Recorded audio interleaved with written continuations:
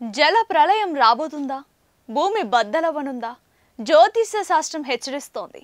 జీవకారకుడైన గురుగ్రహం జలతత్వ రాశి అయిన కర్కాటకంలోకి ప్రవేశించింది. ఇది అత్యంత ప్రమాదకరమైన కలయిక.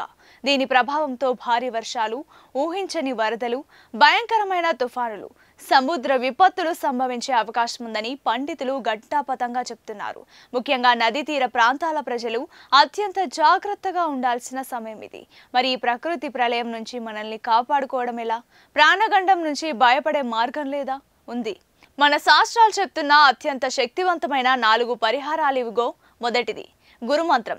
ప్రతిరోజు ఓం బ్రూం బృహస్పతయే నమః అని 108 సార్లు జపించండి. రెండవది దక్షిణామూర్తి పూజ. గురువారం శివాలయంలో దక్షిణామూర్తికి నెయ్యి దీపం వెలిగించండి. మూడవది దానం. పేద విద్యార్థులకు పుస్తకాలు, పండితులకు పసుపు వస్త్రాలు దానం చేయండి. నాలుగవది పెద్దల ఆశీస్సులు. గురువులను, పెద్దలను గౌరవించండి. వారి ఆశీస్సులే మనకు రక్ష. భయపడకండి. భక్తితో ఈ పరిహారాలు ఆచరించండి. మీ కుటుంబ సభ్యులను, మీ స్నేహితులను కూడా హెచ్చరించండి. ఇలాంటి మరెన్నో హెచ్చరికలు, పరిహారాల కోసం వెంటనే మన ఛానల్ను సబ్స్క్రైబ్ చేసుకోండి.